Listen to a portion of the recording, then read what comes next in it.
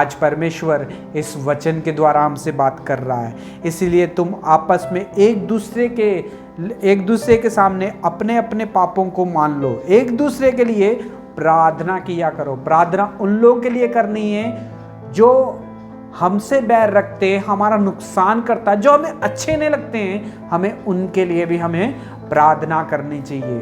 हे भाई और बहनों, कभी किसी ने कुछ कह दिया तो दिल में रख लेते हैं, बस उसका नाम कट कर देते हैं कि आज से मैं तेरे लिए प्रार्थना नहीं करूंगा।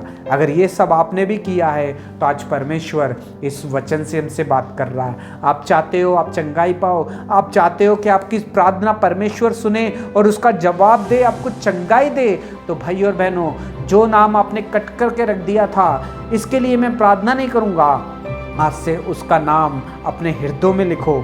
कहो कि जिसने मुझे सताया, जिसने मुझे बदनाम किया, जिसने मेरी हानि की, मैं उन सब के लिए प्रार्थना करा करूँगा। हे भाई और बहनों, जिससे कि आप चंगाई पाओगे, जिससे कि आपकी प्रार्थनाएं जो है सुनी जाएगी। हे भाई और बहनों, आज परमेश्वर इस वचन से हमसे बात कर रहा है। धर्मी जन की प्रार्थना से बहुत कुछ हो सकता है। धर्मी इंसान जब प्रार्थना करता है तो उसकी प्रार्थना से बहुत कुछ हो सकता है। तो धर्मी कौन है? धर्मी वही है जो अपने पापों को, अपनी गलतियों को मान लेता है, जो अपने पापों का स्वीकार करता है कि मैंने ये गलती की है, जो अपने पापों को एक दूसरे के सामने मान लेता है कि प्रभु मुझे माफ़ कर दो यार, मैंने तेरी हानि करने की कोशिश की थी, तेरा नुकसान करने की कोशिश की थी, तुझे बदनाम करने की कोशिश की थी, मुझे माफ़ कर दो। जब ये प्रार्थना हम करते हैं तो प्रभु यीशु मसीह हमारी प्रार्थना को सुनता है, वो हमें जवाब देता है। जवाब ही नहीं देता, वो हमारे पापों को भी क्षमा कर देता है, वो हमें धो के हमें पवित्र कर देता है और धर्मी बना देता है। जब हम धर्मी बन के प्रार्थना करेंगे तो भाई और बहनों, धर्मी जन की प्रार्थना से बहुत कुछ हो सकता है। अगर आप भी चाहते हो आपकी प्रार्थना से बहुत कुछ हो तो सबसे पहले एक काम करना पड़ेगा। अगर आप भी चाहते हो चंगाई पाओ तो सबसे पहले आपको और एक काम करना पड़ेगा, एक दूसरे के सामने अपने अपने पापों को मान लेना पड़ेगा। माफ़ कर दो मुझे, बस एक ही बात करनी है।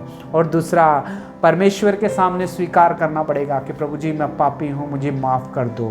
हे भाई और बहनों, और हमें वो तीसरा, वो जो हमें एक दूसरे के लिए प्रार्थना करनी चाहिए। हम प्रार्थना करते हैं सिर्फ उन लोगों के लिए जो हमें अच्छे लगते हैं। हमें प्रार्थना उन लोगों के लिए भी करनी है जो हमें अच्छे नहीं लगते हैं, जिन्हें हम देखना नहीं चाहते हैं, जो हमारे सामने आते ही हमारी आंखों में खटकता है, उसके लिए भी प्रार्थना करनी चाहिए। हे भाई और बहनों, हम उसके लिए तब प्रार्थना करेंगे जब हम खुद धर्मी बनेंगे। खुद धर्मी कब बनेंगे? जब हम हमारे पापों की माफ़ी हमें मिल जाएगी। पापों की माफ़ी कौन देगा? प्रभु यीशु मसीह केवल एक ही है जो हमारे पापों को माफ़ करके क्षमा कर सकता है। हे भाई और बहनों, अगर हम कोई गलती करेंगे तो शायद इंसान उसे माफ़ नहीं करेगा, इंसान उसे याद रखेगा और बार बार उसे दोहराएगा। लेकिन अगर हम प्रभु यीशु मसीह के सामने अपने अपने पापों को मान लेते हैं, गलतियों को मान लेते हैं, वो हमारे पापों को माफ़ करता है, धो के पवित्र करता है और हमें शुद्ध कर देता है और धर्मी बना देता है। हे भाई और बहनों, धर्मी जन की प्रार्थना से बहुत कुछ हो सकता है। धर्मी जन की प्रार्थना सुनी जाती है, धर्मी जन की प्रार्थना से चंगाई मिलती है, धर्मी जन की प्रार्थना से रुके हुए काम भी चलने लगते हैं। धर्मी जन की प्रार्थना से बहुत कुछ हो सकता है।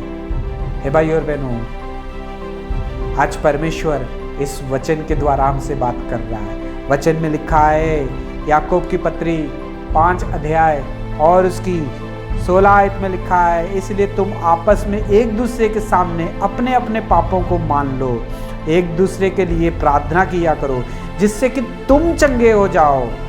और धर्मी जन की प्रार्थना से बहुत कुछ हो सकता है। परमेश्वर आपको बहुत सारी आशीष और बरकत दे, परमेश्वर आपको चंगाई दे, परमेश्वर आपको उठा के खड़ा करे।